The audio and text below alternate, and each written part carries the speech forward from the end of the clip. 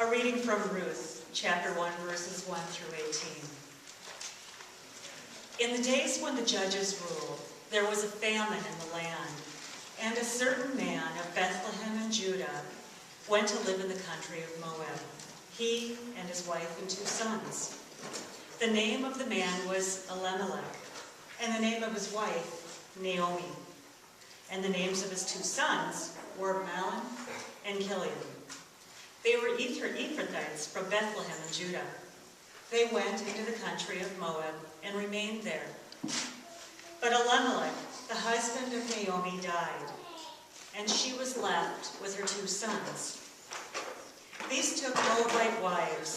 The name of the one was Orpah, and the name of the other, Ruth.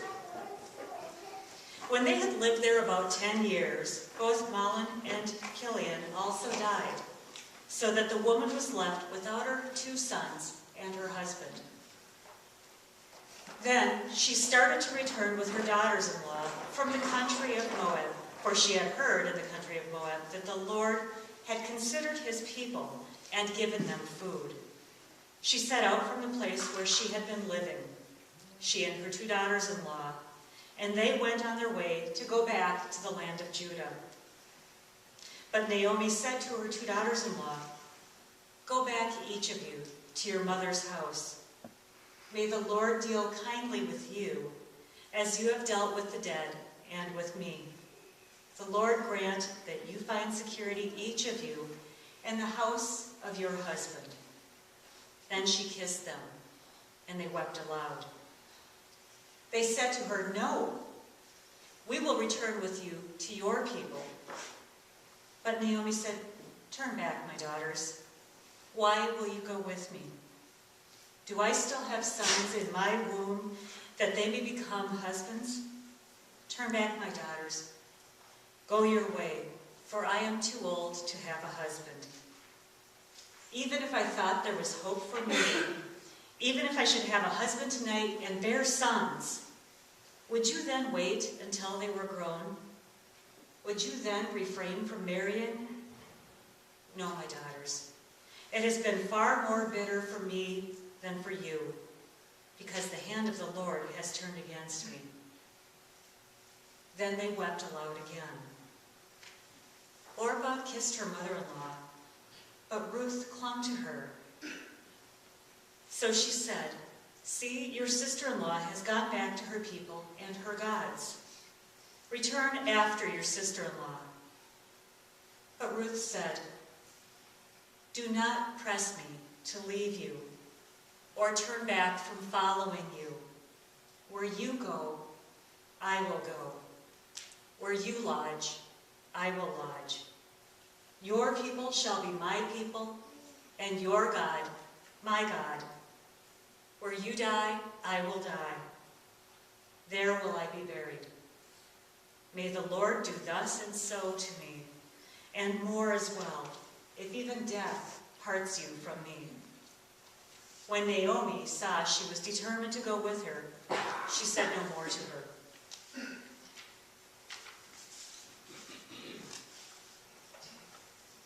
They stood at the crossroads, not knowing what lay ahead for the others.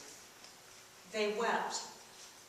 They knew things would never be the same, and they'd never be together again. Were they frightened? Orpah, it seems, could have remained with the women, but she went her own way. What future could she expect by remaining behind? We aren't told. What I do know is that if I were one of these women, the memory of this moment would be etched in my mind forever. I read The Red Tent this summer. Seemingly everyone in my circle of women, friends, and family has read the book. It's a first-person narrative that tells the story of the biblical character Dinah, daughter of Jacob and sister of Joseph.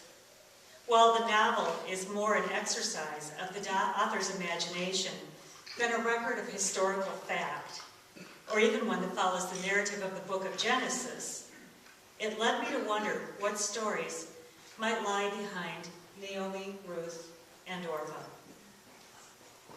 Three widows, three stories, or rather fragments of stories, that passed on from oral tradition before being captured in literary form. From this brief passage, we see three different ways of dealing with loss. Naomi repeatedly turns the others away before finally consenting to allow Ruth to walk with her in her journey. Ruth seems to have a plan and acts on it. Orpah stays where she is while the others pass beyond her. Of their actions, Naomi's is perhaps the easiest to understand. Naomi is a woman who has lost it all: spouse, children, livelihood, and home, and she believes companionship. She's a stranger in a strange land in which even God is unfamiliar.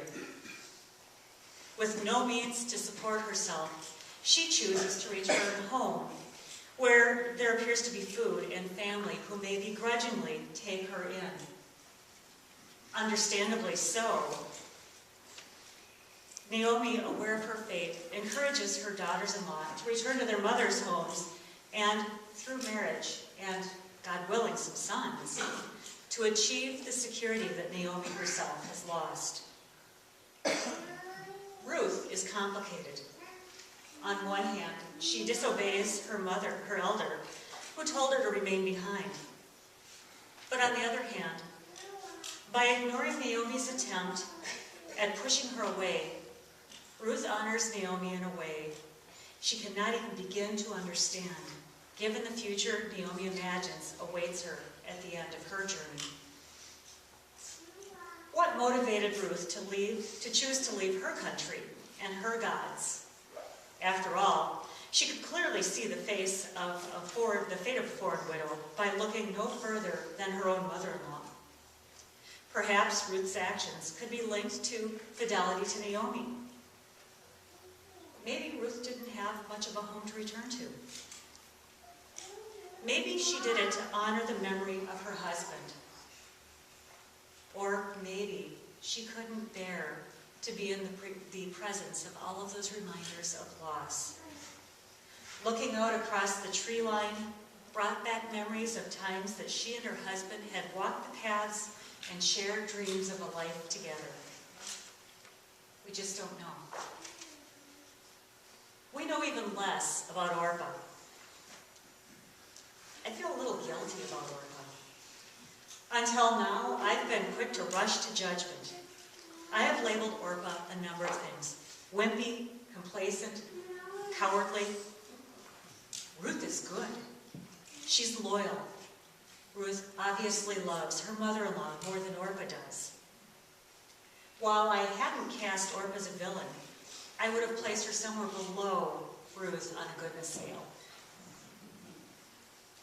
While I've conjured a host of unflattering words when thinking about Orpah, until now, I hadn't considered the strength it would have taken for her to choose a different path from the ones taken by the women with whom she had shared a significant portion of her adult life, and potentially her only friends. Ruth is lifted up to the ages as an example of fidelity. But in the Christian tradition, we never hear about Orpah again. She is merely the woman who stays behind. Maybe like me, you've assumed that because she remained behind in her homeland and returned to her family, she's going to be okay. It appears she's holding her own. But can we be sure? I wonder. I wonder about Orpah's future, but I also wonder about the women's shared past. I wonder what they were thinking when they paused at the crossroads. In my mind's eye, the picture freezes at this moment. The three women are suspended in time. I imagine the emotions at this moment that may have washed over them like a rushing current. How could they keep from being carried off, lost from each other and lost in their grief? Suddenly, in a scene I've always imagined to be a desert-like land in the midst of a famine, I couldn't shake the thought that these women were drowning. Maybe this notion comes from the memories of this summer, when it seemed there were an abnormally high number of water accidents. It also seemed there were more news stories describing the unexpected signs that a person is drowning. A Reader's Digest article listed a number of signs, including some that may surprise you. A drowning person can't call or wave for help. She has to be able to breathe before she can speak. When a person is drowning, her mouth sinks below, reappears to the surface of the water, but there isn't time for her to exhale, inhale, and call out. She also lowers her arms to her sides and presses down to lift her mouth out of the water. She can't use her arms to reach out toward a rescuer or reach for rescue equipment. How can Naomi bear more loss? Her husbands and her sons, and now the women who were her companions? Did the sight of Orpah and Ruth cause comfort or pain? Through them, did the memory of her boys become too vivid? Naomi seems to be too overwhelmed to ask or reach out for the help she so desperately needs. Look around in this congregation, your workplace, and your neighborhood. Who's unable to catch her breath? Who do you know who's going down and can't quite seem to reach out for help? A drowning person remains upright in the water with no evidence of kicking. At this stage of drowning, a person only has seconds before going under. This is how I imagine Orpah. Orpah doesn't kick or put up a fight when Naomi instructs her to remain behind. She may look like she's acting of her own volition, but I have my doubts. What volumes are spoken from a person's silence? What don't we know that might make all the difference in how we interpret another's grief? Is it possible Orpah remained behind because she couldn't bear to leave her home and memories? Perhaps the shock of plunging into the cold and unknown has left Orpah unable to move any further. Once again, we'll never know. Where do you sense there may be a struggle going on just under the surface? Sometimes the most important indicator someone is drowning is that she doesn't look like she's drowning. She may appear to be looking up at the sky, the pool deck, or the dock. Ask her, "Are you all right?" Look and listen for an answer. If she returns a blank stare, you may just have seconds to reach her. Ruth appears to take charge of the situation in this story, and perhaps she is. But isn't it curious that she seems to be focused on attending to others' needs and not her own? The thing no one asks is that no one asks Ruth how she's doing or what she needs. For all intents and purposes, she doesn't look like she's drowning. We need to remember to ask people if they're all right. And we need to really listen to the answer, to be aware of what's being said, and perhaps more importantly, what's not being said. I don't know why Naomi, Ruth, and Orpah touched me like they did when I revisited this familiar text. Maybe it's because I've seen more since the last time I seriously looked at it. More losses. People close to me have lost their jobs, their health, their independence, and loved ones. You know stories like these too. No two stories are the same, but they're all painfully familiar. Someone is drowning. Sometimes it takes a human chain to reach out to the person who's going under. One holds the arm of another to bring the drowning person back to safety. That's what we can be for members of this congregation and to those within our community. At one time or another, all of us can act as a lifeguard and watch for signs of distress. All of us can do something to lend a hand. Some of us may be asked to swim across a rushing current and hold tight to the person who has lost strength. But there are other ways we can help to buoy another in troubled waters. One person may walk a neighbor's dog when he finds getting out of bed to be a trial. Another delivers a casserole or a container of hot soup.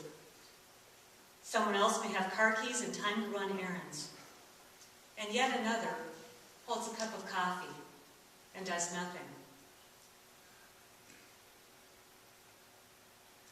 Nothing but give the time and space to allow someone to tell his story, perhaps for the very first time. Today, on this All Saints Sunday, we take time to remember those we've lost. We remember Naomi, Ruth, and Orpah. We remember all who grieve. We remember other losses and those who need to be pulled back to the shoreline. As a faith community, we are indeed our brothers and sisters' keepers. We need also to be a lifeline and a beacon of hope.